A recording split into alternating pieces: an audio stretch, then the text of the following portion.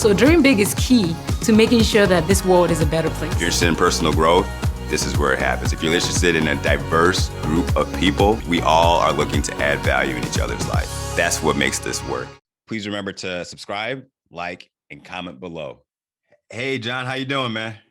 What's up, brother? How you living? Doing well, man. We're excited to have you on the show today, man. Thank you very much for having me. It's a great honor. Great. So we like to kick it off with our question of how would others describe you as an individual? Uh, Probably a go-getter, man. Yeah, sir. That's all I've done my whole life, pretty much, is defied odds. From your experience, I guess, so I know, just kind of reading up about you. Mine was a custodian at a affluent area, and then your father was a master presser. So I guess in what they were doing, because you're a serial entrepreneur yourself, but was that something that was instilled in you as you were growing up? I wouldn't say I wouldn't say that entrepreneurship was instilled in me, but I would say that that go-getter mentality was instilled in me. And I think that my parents probably pushed me away from being a entrepreneur because there's so much, there's an incredible lack of financial stability, and they probably wanted the opposite for me. Um, but yeah, I mean, I think that the DNA of an entrepreneur is necessity and, imagination and being proactive, taking initiative. And yeah, if you can combine those, it's certainly not a lot of entrepreneurs are entrepreneurs because of necessity, I would say, but necessity is a good kick in the ass to get it, to get to get it going. And that was the case. I think that that is a lot of the case a lot of the time for communities of color.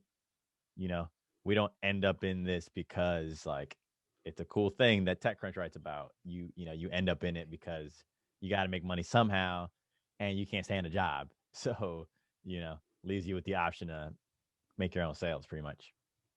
Yeah, so that's you just kind of like making a way. But so I guess growing up though, did you have your little hustle? Whether because me when I was in high school, my hustle was selling CDs, right? To the point where I was counting money one day, and my dad's like, "Wait, what are you doing?" Right? It was one of those things like I'm making sure he's doing something legal. But any hustles that kind of taught you about that early entrepreneur kind of journey? Yeah, for sure. Yeah, definitely did a lot of things along the way. I sold Livestrong bracelets. Okay, You remember those? of Yeah, course yeah. I remember those.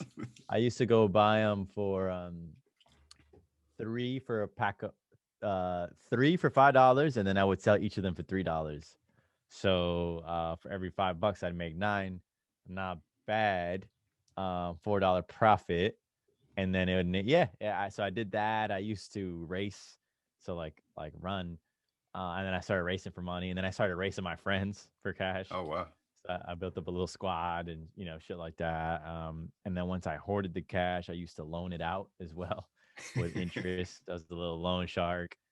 My mom, because she was a custodian, she would bring home the expired snacks that they would throw out. She would bring it to me, and then I would sell them in my school for 50 cents for the chips and $1 for the M&Ms and stuff like that. So definitely, as I look back, definitely had a lot of little hustles that I think helped me develop that sales, I think, mentality. Yeah, I always tell people those dates are just suggested dates, but my wife does not like to go by that. So what exactly does, I guess, entrepreneurship mean to you? I know you mentioned the fact about necessity, imagination, being proactive, but like the importance of it, like what does that mean to you in being an entrepreneur? Yeah, I mean, to me, entrepreneurship is the great equalizer. So it's how you can take any hand that you were dealt and neutralize the situation, in my opinion, because entrepreneurship allows you to escape out of the framework that you are valued by your time. Because otherwise, you have to climb this existing framework, and you have to, in order to increase your value, you have to increase the time that you spend not only at the job, but also the time that you're in your field. So it's like a one in, one out, one in, one out. Entrepreneurship is like 1 + 1 = 11. You can bypass a lot of the system that, we can question why it exists. And so, yeah, I mean, certainly been the case for me, been able to level the playing field for me. And now it's more so about creating something that can level the playing field for others. Yeah, so I think your biggest, for those of you that aren't familiar with the story, but I guess your biggest entrepreneur endeavor, or I should say your first entrepreneur endeavor of good magnitude, was being having your own dry cleaner business that you put together Yep. in New York, right? Yep. In New York, working as a doorman, and got put onto this idea to, one of the residents had a dry cleaner himself and said, "Hey, man, I'll give you access if you just go convince people to give you their clothes." So I was like a middleman pretty much between the customer and the dry cleaner. And I would effectively, charge the customer more than I got charged and make the difference. So yeah, I mean, I did that 10 years. I'm 28 now. I did that when I was 18. So I dropped out of school to do that. And I just started doing it. And I did that literally, you know, taking the subway in New York and lugging sacks of laundry myself, and recruiting my brothers when I had no cash, and lugging not only the dirty sacks, but then the clean laundry back and forth, like actually, and did that. And then I made enough to get a whip, and then I would whip around all day. Used to spend 14 hours in the car by myself, just like waking up at 6 a.m., going to grab the runs from the productions, bring it to the cleaners, go back, maybe have a little break to eat, drive out, look for film productions, knock on doors. Hey, are you looking for anyone to sell your shit? Da, da, da. And then the clothes would be ready. I would go grab it. I would go and try to beat the rush hour, deliver as much of the clothes as I could, and then sit in traffic on the way back with the clothes, the new clothes. So I would drop off the clean clothes and then pick up the new old clothes, lug that in a shopping cart that I had pretty much stolen from a local supermarket. I had a little shopping cart that I would load up all the dirty laundry bags and park my car on the street, which is very competitive in New York City, go walk to my shopping cart, bring it back to the car, load the car up with the dirty laundry, bring it to my project building where I live, go up the 10 flights in the elevator with the shopping cart, and unload it in my apartment where I live with my mom, dad, brother, and other brother and cousin and their daughter and their husband. And it was a 1-bedroom. And empty out all of the dirty clothes in my living room area, which was also doubled as a bedroom. And by that time I got home, it was probably 8 p.m. I'd gotten up at 6. I would maybe eat for 30, 45 minutes and then start tagging all the garments, because I had like a little point of sale system in my living room off my laptop, and just tag all the garments. And it would probably take me a couple hours. So I would finish my day at 11 p.m., go to bed, and try and wake up at 5 so I could load it all up back in the bags, back in the shopping cart, down the elevator to the car, load up the whip, and then take the whip to the dry cleaner, try to be there at 6 a.m. so my clothes could be the first one in the queue. And then I would start my day all over again. Go out, knock on film trucks when the clothes were ready from that I had just dropped off. Go grab them, deliver them, pick up the old, over and over and over. I did that for I want to say a good year and a half by myself, over and over and over and over. I was 18 years old, just over and over and over and over and over. Then I made enough money to buy another van and hire a driver. So then I started like outsourcing the tasks that I was doing the most. And then I got another employee who helped me pick up the phones. And then I got, a little storefront, 400 square feet. So I didn't have to do it from my apartment. And, we just kind of kept growing from there. But yeah, that was the roots, man. That was, that's some real shit right there. Just looking at you, right? I mean, obviously coming from humble beginnings, but then just the light in your eyes, where it's just like, man, I used to do all this, and and I made it happen. So I think from a sense like that, right? I'm trying to connect it where everybody's in a different stage in their entrepreneur journey, right? And it's that stage where at one point you're just like, damn, am I still trying to do this, or am I doing the right thing? And then maybe it's a big sale, whatever that kind of gives you that boost, right? And I know Mm-hmm. you have a quote, right, where it's very common too, but saying $1 in your own system is better than $1,000 in someone else's. So try to 100%. bring more context into that. Yeah, 100%, man.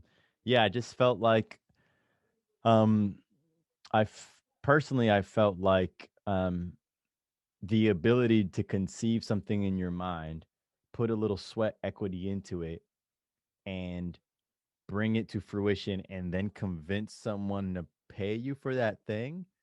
It was less about the monetary amount that you netted and more about the fact that it instills into you a confidence that you can pull from the unseen to the seen and and have it yield some monetary value, which is the currency of being able to live and sustain your living. um that was powerful to me. It didn't matter that on one garment I would make $4, you know, because I always knew that there was potential to sell, to clean thousands of garments, let's say. um and we would end up cleaning thousands of garments, and we would end up doing it for all the film and TV productions in New York City, which is kind of cool. But that to me was worth more than, like, if I had made $10 from cleaning someone's dirty laundry, but I made $1,000 from clocking in and out. It's not to degrade the clocking in and out. It's more so that that value that you captured as a result of trading in your time was not something that you conceived originally. It was something that was crafted for you to slot into. And so it's almost like it flexes your mind muscle a little bit, your your muscle of like creation, your creativity to conceive something new to you and bring it about. Although I will say, just to draw some nuance to that I also found myself in work that was unfulfilling. um, so that's why I think I had that attitude towards the job. But I do think that there are a lot of fields that where people do feel very fulfilled, and it's probably oftentimes more fruitful to be in a structured environment where you can just shine at doing what you do. So that's probably the nuance that I've added over the years as well, because, like, if you're a great, you know, media marketer or brander or producer, sometimes it's better to work in a team environment and just focus on what you do, so you don't have to worry about raising cash and profit loss, stuff like that. But all that to say, um, yeah, man, I mean, it's been a superpower for me to think up something from scratch, get a little GoDaddy domain, get a little Instagram handle. Like, if you want to like actually make it tactical, you think of something, you get a GoDaddy domain, and before I get the domain, I look to make sure that it's available on every social platform. That same combination of words, I get it on all social platforms. I hold it before anyone in the public ever knows that I'm going to work on this thing, like I did for Loop, my latest company. I went and checked it all, got the domain, slated all the thing. I was like, all right, bet I'll be back to this. And then you work with someone to come up with a little visual identity, and you layer it up, and before you know it, you have something that can be sold, that you can literally say came from a thought that you conceived in your mind. I think that's powerful. Definitely want to talk to you more about that branding piece and the marketing aspect of it. You did mention though, Mm-hmm. the film industry, and just to give people some context. I think Wolf of Wall Street, that was a big client of yours to be able to help to do all the costumes for that movie. Yep. Um, Yep. One thing, I guess, and I think it was from this deal. Correct me if I'm wrong, but you said and you talked about the gratifying aspect of entrepreneurship and things that you're doing. But I believe from that job, right, you were able to bring those garments to your father to press, and that to you was just like a full circle. Was just like, and you already mentioned, I can remember everyone that was living in the apartment that you mentioned, but just just the fact that you were able to do that, and now it's like, hey pops, like, this is what I'm able to do, and this is like a job that I have for you as well. Speak more 100%. about the gratifying aspect of that. 100%, man. Yeah, it was a special moment, and yeah, it was just also I never planned to make a dry cleaner, and it was like something that I was embarrassed that my dad did while I was growing up, and then to have him then end up being the cornerstone of the venture. It's like the stone that the builder refused, will always be the head cornerstone, like Bob Marley said. Um, it was just one of those moments where it was like, wow, this thing that I was embarrassed of is actually my father was the only reason why we were able to beautifully deliver on the Wolf of Wall Street, which led to that guy saying, hey, you did a great job. There's a new account in town. If you get them, you're going to be okay for a long time. That was Boardwalk Empire, then Person of Interest, then Law and Order, White Collar, Spider-Man 2, Power, Ninja Turtles, Spike Lee, Mike Tyson. We did a lot of shows, man, a lot. And it all came from, honestly, that initial load that my pops did for us. So it's definitely, and he got to eat too, because he didn't own the dry cleaner or anything. He was an employee at the dry cleaner, but me, I became a client of the dry cleaners because I brought the garments there, and I set lucrative terms because I knew that my pops would be the recipient. So yeah, my pops ate off that. I ate off that. We all ate off that.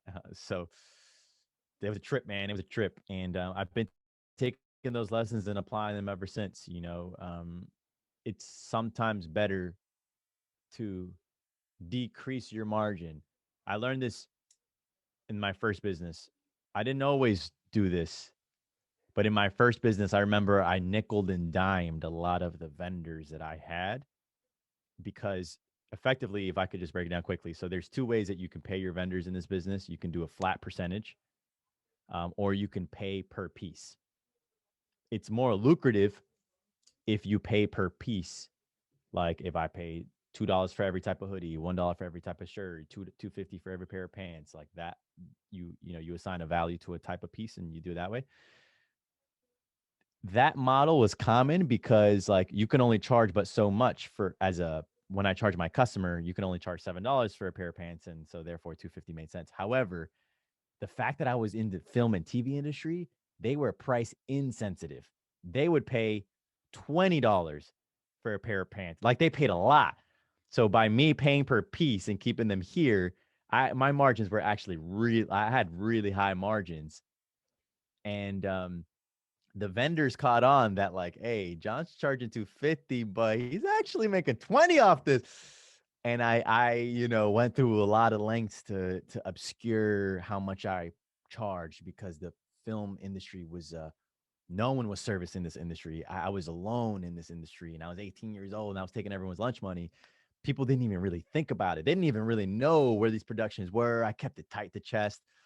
And so as a result, I was able to get a lot of margin. But one lesson that I've learned, that if I could do that again, I would do a flat percentage split and have them make 40% of everything I made, because transparency in the process with your stakeholders uh, increases goodwill. And goodwill is something that you can't put a price tag on, that goes a long way, that manifests itself in everything from quality to service to attention that you get and what have you. Um, so anyway, that's one big lesson that I learned is you can't buy goodwill. And in order to get goodwill, you have to lead with goodwill. And sometimes that means compromising on your margin short term, so that you can compound goodwill over the long term. And that yields immeasurable benefits down the stretch, financially and non-financially. That goodwill is it's very on point and accurate, right? Because at the end of the day, right, people do business with people that they like and that they trust. So it's Sure. a sense of like you have to build that up as you're doing, whatever for them, and then sooner or later they're like, I trust John. I'm gonna trust him with a bigger project now. That kind of ties into like when everything just started. Um, there's a sense of, do you believe in a sense of luck, or is it just a matter of showing up and the opportunity will present itself, right? And I asked that because we're talking about goodwill and making meaningful connections. What's your philosophy around that? I think that's a great question. I used to not believe in luck, I would say. I used to say, yo, keep that luck shit in your pocket, you know, right place, right time, right place all the time, and I believe that. I do believe that. Right place all the time, exertion of effort, good attitude. But I also now believe in luck, because I think I've been lucky. And I do think that uh, I do think that fortune is is a factor at play. Like, and I quantify it in different ways. Like being born in this country is lucky. Uh, being born at all is lucky. Um, um, being born in this time is lucky, in my view. Like it's the democratization of the access to the web, and everyone's right here for free, pretty much. Um, um, I think being born in a two-parent household is lucky. Um, None of these things are deterministic, though. Notice it's not like if you got any one of these things, it means necessarily X. But I do think that there are definitely things outside of our own individual control that shape our hand. Um, so that I think has to do with fortune, and then the rest has to do with boldness and opportunity and initiative and attitude and participation. Like the spirit of participation, some people don't really talk about this that a whole lot, but like I think that having the spirit of participation, like, yeah, I'll give it a shot. Yeah, I'll do this. Like so many people default to non-participation. They don't contribute, they don't, activate your spirit that way. And you don't put out to the world what who and what you are, and therefore you limit what comes back to you. And not even on spiritual stuff, although I do believe in a spiritual plane, but even like just plain and simple, like you go to a party, you don't speak to anyone, I don't speak to you. You might have someone that comes and speaks to you, but like if you go to a party, same party, and you speak to a lot more people, even though there's a percentage that won't speak to you, you'll increase the amount of people that speak back. So that was the first example that came to mind, but like participating is a really, really, really big part. Um, so yeah, I believe in both. I think it's a nuance between fortune and boldness and participation. Yeah, participation is key because I mean a good example, and I'll relate it back is like when you like there's a networking event and there's people that are there. They're if you're coming by yourself, you're looking around like, oh, can I talk to him, her? Yeah, yeah. Am I gonna get that in? But it's funny though because everyone has that same type of notion because I mean obviously you're coming to meet people, but for whatever reason that there's that hesitation. So tying that back into entrepreneurship, right? And when it comes to selling that product or making that cold call, whatever it may be, is that you have to just jump out and just do it, right? Is there anything that you can think of examples of getting people outside that shell of really just doing it because you have to participate. No participation is going to yield you nothing. So, like, what can you tell them? 100%. Yeah, man. I mean, I remember I would just say it's reps. Um and this is a common insight, but like if I could contextualize it from my situation, I remember when I had just started this little dry clean thing, and you know, I didn't have a whole lot of tools in my disposal, but what I was a doorman at the time, and so I kind of felt like I could relate to other doormen. So it's like you got to find w- what you have in your favor that you think you could, use to your advantage, and it may not even seem like an advantage. In fact, it may not even be an advantage in a lot of people's point of view. But for me, the fact that I was a doorman made me feel like, all right, I bet I could somewhat relate to the doorman. So then I remember printing my little cheap business cards and cheap flyers and going up with my cheap doorman suit. And before I would go to work every day, I would dedicate a few hours to going and going into a building cold and trying to convince the doorman. And like I was nervous to do that. I was nervous about it. Like the prospect of walking into a place and you ain't got no reason being there, like no one knows you, you don't even really know what you're gonna say.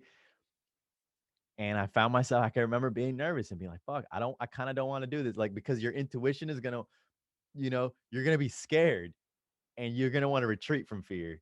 And just being like, all right, let me just try it. And I would go in there, hey, how you doing? And you learn, like, if I came up and opened up a certain way, it made people be alarmed. And then so then you learn like, okay, bet that, you know, you can maybe stumble and get past it, but they might not be able to get past that initial alarming feeling. So it's like, all right, cool. Maybe not open that way. And then I would go and open up a different way. And then they would be like, yo, what are you trying to tell me? Hurry up, man. I'd be like, okay, I got to speed it up. And like the great thing about being in the city is you have a giant sea of volume. I can just go down a block stretch and just try after try after try after try. And the quantity leads to the quality. People want to hold out for quality without really having put in the reps. Like, Right. you're not going to get there.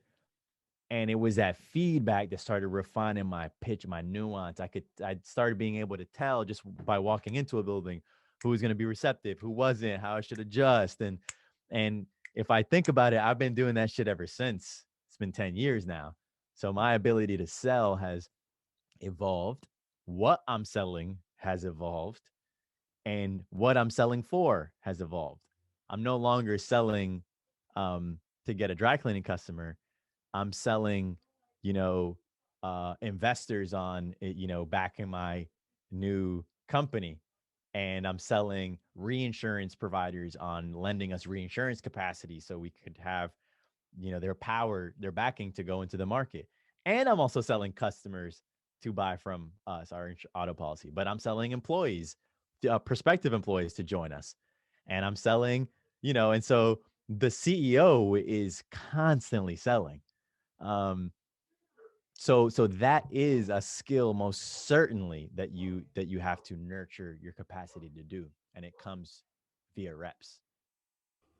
So that quality leading to the quantity leading to quality, that philosophy when you were, 18 or, just starting out, was it something that you told yourself, hey, John, man, if you're really going to make it, you just have to do this? Or is it something where it's just a matter of like, I don't know, you just happened to fall into it, or was it strategic in what you were doing? And the reason why I asked that is because I think that quantity piece is missing from a lot of us, and even for Sure. myself, right? I find myself where it's just like, man, should I make the call? Should I make the call? And then sometimes you make it, nothing happens. Sometimes you make it, something happens. But it's like you gotta you gotta play, right? You gotta play in the game for you to score, right? So like, where does that come 100%. from?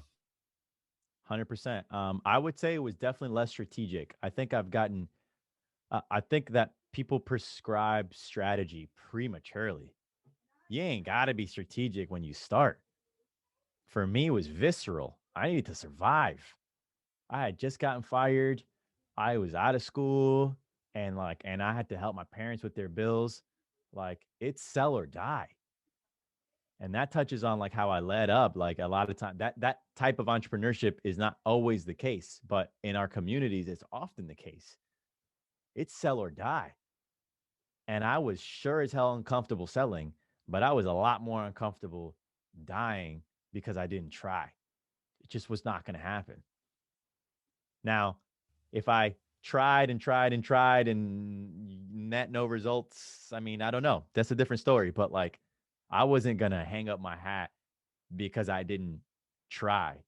That that is unnatural to me. I was like, nah, nah, nah, nah, nah, nah, nah. For as comfortable as, like, you got to weigh the pains and gains, right? Like the pain is great, especially if you're new to this. The pain is exorbitant. It's like, oh, I'm uncomfortable. I could flop. The pain is great, but the the potential, like, what's what you're leaving on the table if you don't do it, if that's greater than the pain, if the gain is greater than the pain, then to me the answer is clear, right? It's like, it's either go through this great discomfort, or I can't help moms out. It wasn't gonna happen, you know. Yeah, yeah.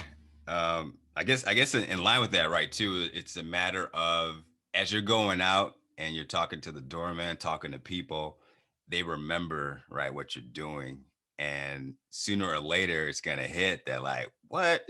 So you need a dry cleaner?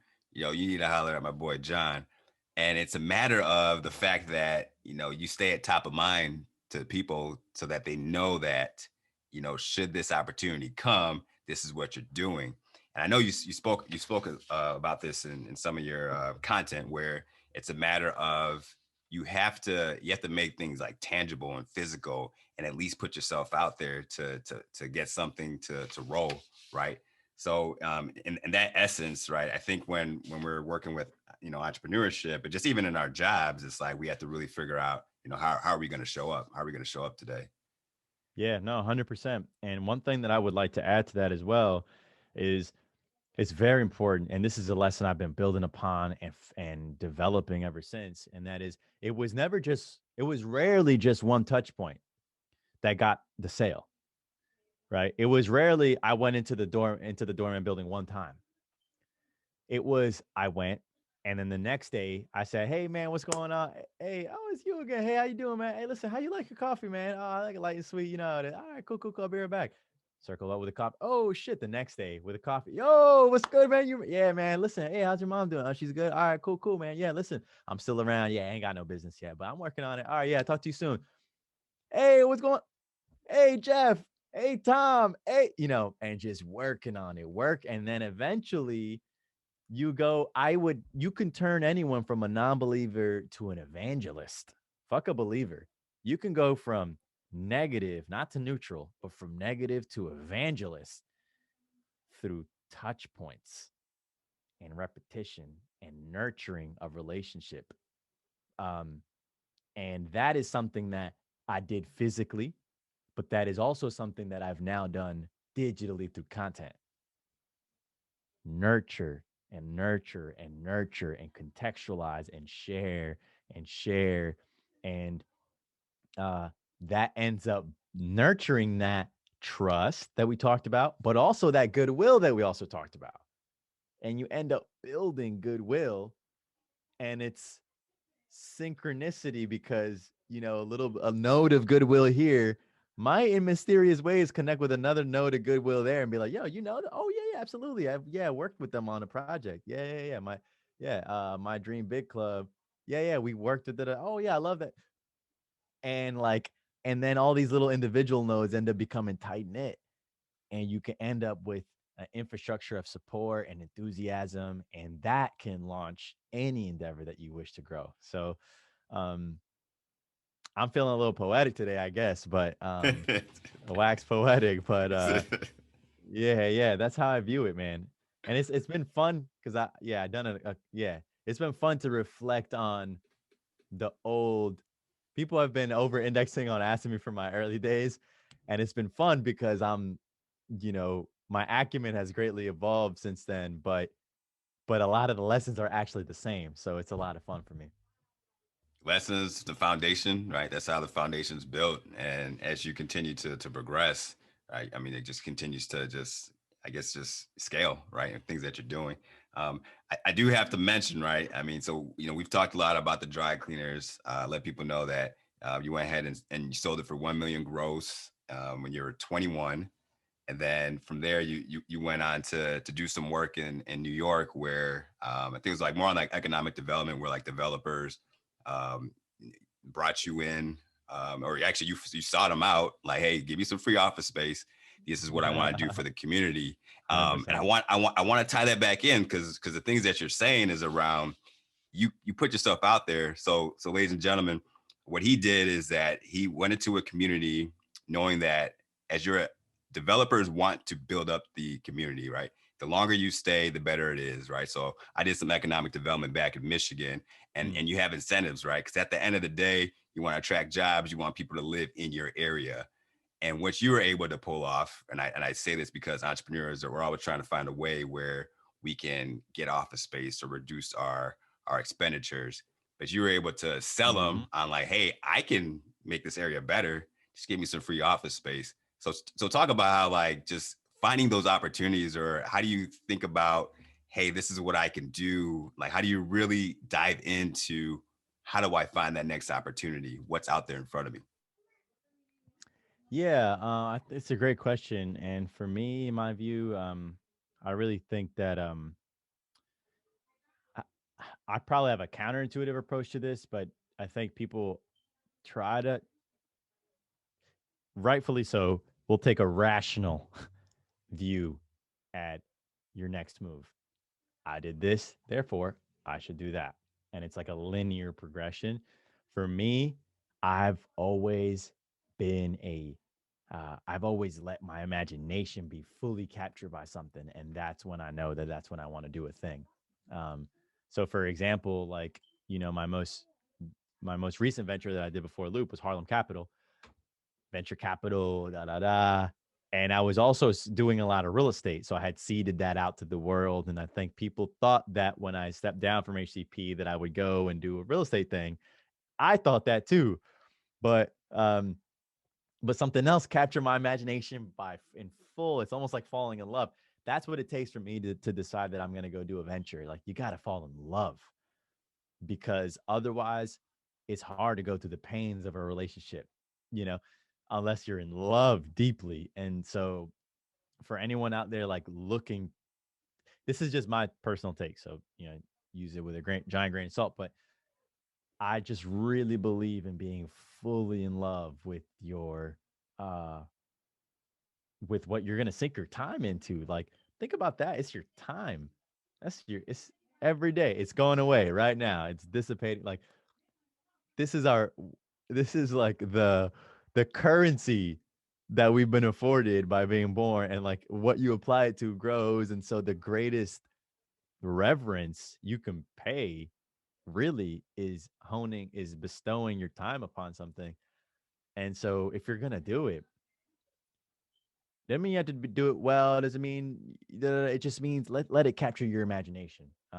So that's always been my compass, man. And I'm glad that I've always listened to that, because I've made often the scarier decision. I dropped out of school. That was really scary, to start a thing, because it captured my imagination at the time. And when it stopped, I stopped.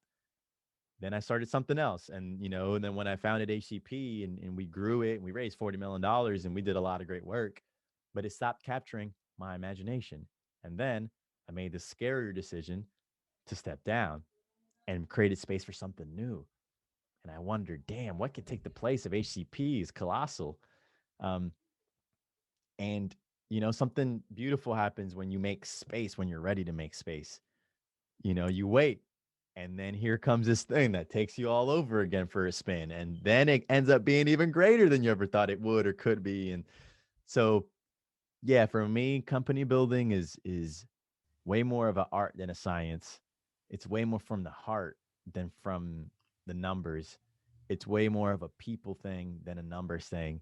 It's way more of a goodwill thing than an ROI thing. And that's really honestly how I roll. And I know it's probably not as popular or whatever, but like, that's what I think yields a winning result in the long term. John's over here talking to our soul, everyone, talking to the soul, the heart and the soul. So I have to give you an opportunity to talk about your latest endeavor, which you just mentioned, Loop, which is insurance.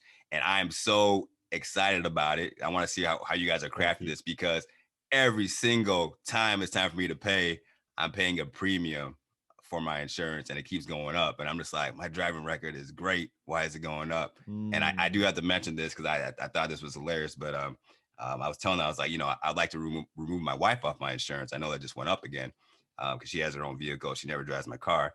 And they're like, if you remove your wife, it's actually going to go up. I was like, what sense does that make? They say, well, you got the marital discount. So anyway, like, talk about Loop.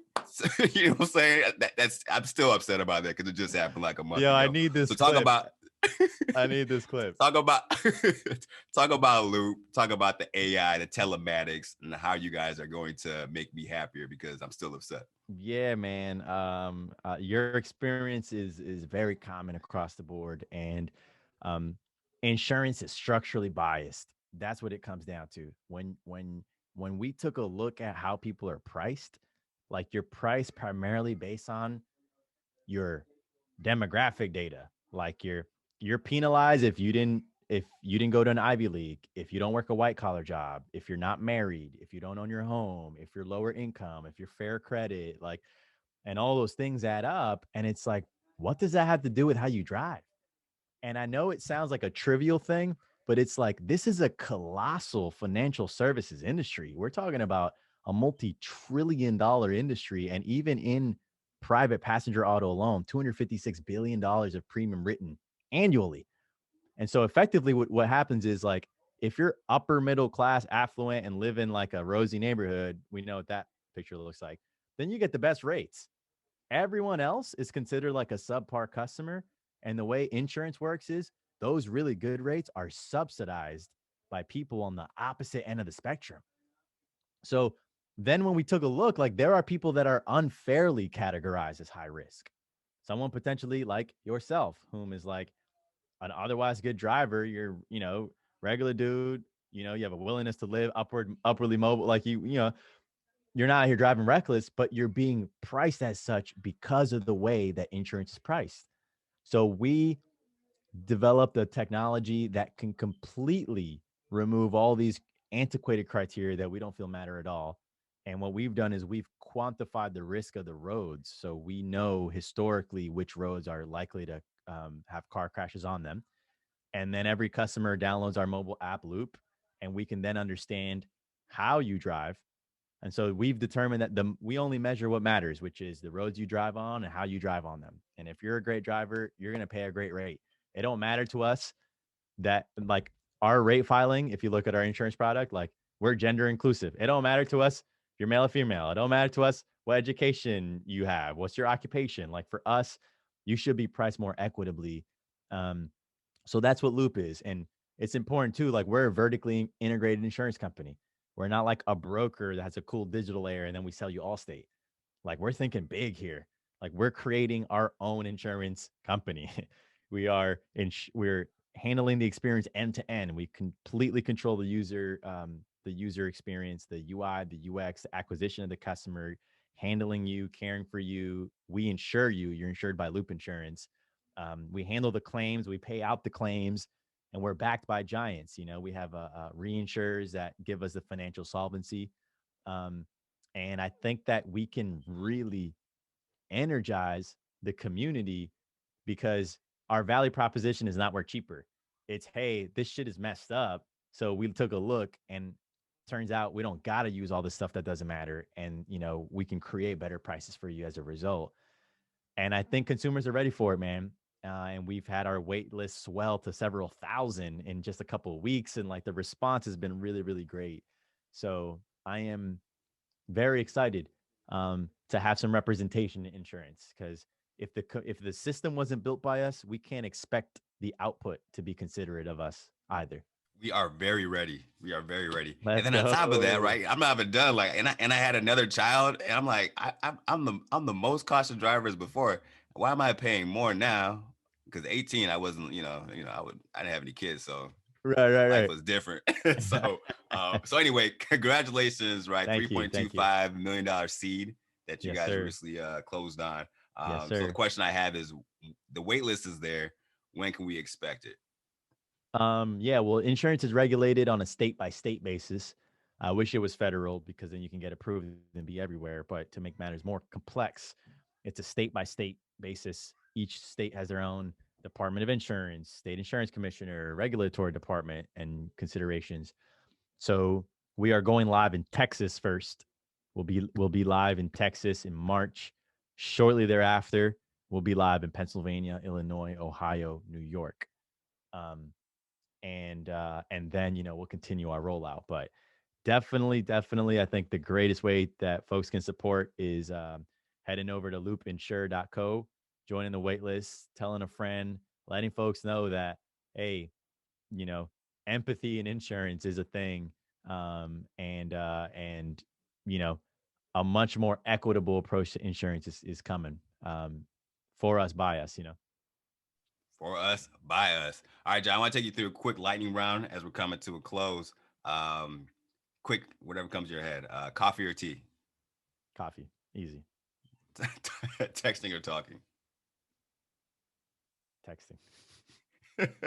Favorite day of the week? Thursday. Ask for permission or beg for forgiveness? Forgiveness. New York or Texas? New York. All right. New York is the city we dream. All right, so John, leave us with some words of encouragement, man. This has been great. So, talk to absolutely. us. My Dream Big Club. You talked a lot about your big dreams. So, leave us with some words of encouragement. 100%, man. Well, yeah, I think the encouraging thing, if I could look back at my thus far 10-year journey, is that you can neutralize a really shitty hand with a lot of heart and a lot of work. Um, and that to me is the most encouraging thing that I can think of, because you know, coming from a last name, coming from a zip code, coming from money in the bank can honestly seem like an advantage, but it's a propped up environment. And having heart and having a lot of hard work goes way, way, way longer and further, and is actually the only thing that wins uh, in the long run. So if you have a shit hand, I empathize. I came from that, and just know that focusing on the non-quantitative things is a lot more difficult to nurture and can seem unprofitable in the short term, but over the long term leaves the biggest results.